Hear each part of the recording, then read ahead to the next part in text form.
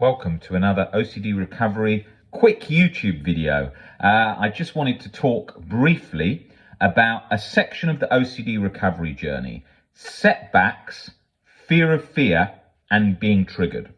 So when we have a setback, that's when we feel like we're at square one. But there's no such thing as square one, although it feels like that, okay? Because you can't go back to square one, because what you've learned today, what you've learnt is now in your head. You've learnt new things. Just because the chronic anxiety, chronic guilt cycle can get triggered again, that doesn't mean that you've just erased everything you've learnt, but it feels like that. We often feel like, oh, I kidded myself into getting better. I was never actually better. It was all a sort of just me making it up and sort of lulled myself into this false sense of security, whereas in reality, I was actually still very, very stuck. It's not that. It's how it feels, though. It feels very much like that.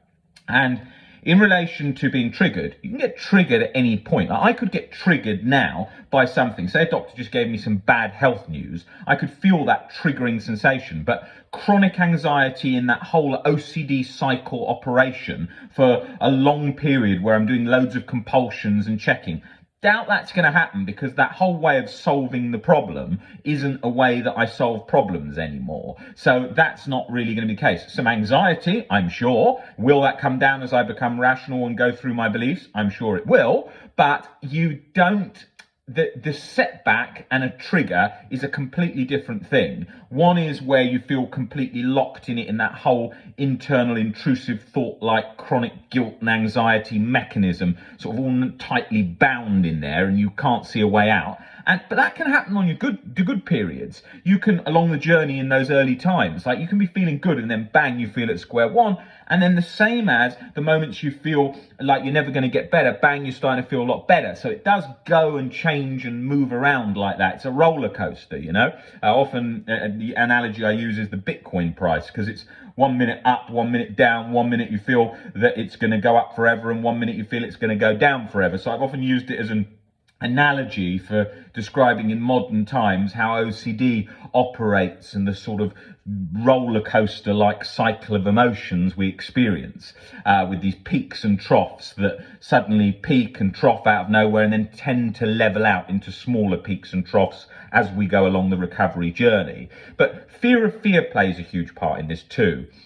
Fear that I'm going to be stuck forever and never get out of this cycle. Fear that I'm an exception. Fear that this setback is the one that I'm never getting out of. All of those fuel that anxiety cycle where you're utterly convinced this time it's different. If only that thought hadn't come along, then I would be fine. If only I hadn't remembered that. If only I hadn't felt and seen that. That's how it goes, okay? It's so utterly convincing when we're plugged into all those emotions and we feel that. You just can't see, oh my God, how did I get like this? Why did I do that thing that led to me getting like this again? And it's all sort of that is sort of internalized consumption where we're pulled inside, where with OCD, I often say to people that I work with, you know, an important part of the life structure is getting out and connecting with life, connecting with things around us, being more external rather than internal, because we tend to be sort of very internally focused on the problem,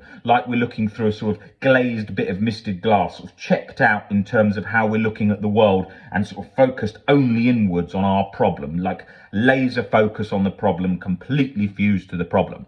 And that's very much the case. That's why it's so important to improve life structure, get connecting with the world again, get living like other humans are living when they're not experiencing what we're experiencing. So that's really important. That's such a key part of the journey that gets missed, because people are often don't focus on sort of how much our focus is playing a part and how much our interaction is playing a part. And that's not just an interaction of, oh, leave OCD there, leave thoughts there. It's about looking at how we are engaging externally with things. Now, of course, we're not going to always be able to engage externally. We are going to have to study, for example, more internal, read a book, more internal, think about certain life problems, more internal.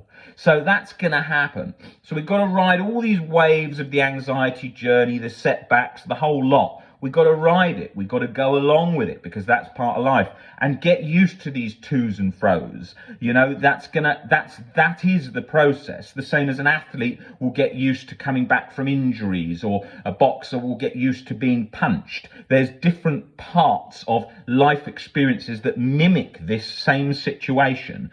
1 minute feeling good, 1 minute feeling bad. 1 minute feeling you've recovered, 1 minute feeling you're at square one. 1 minute you feel you've cracked it, second minute you feel you've never learned anything.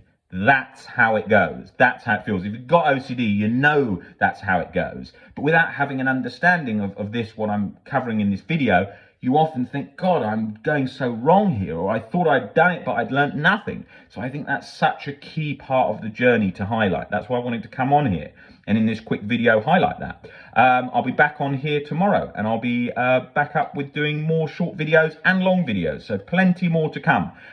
If you could share this video with anyone you think this would be helpful for in the OCD community, and like this video, it helps boost this channel and for us to raise awareness and reach more people about what works and what doesn't work in OCD recovery.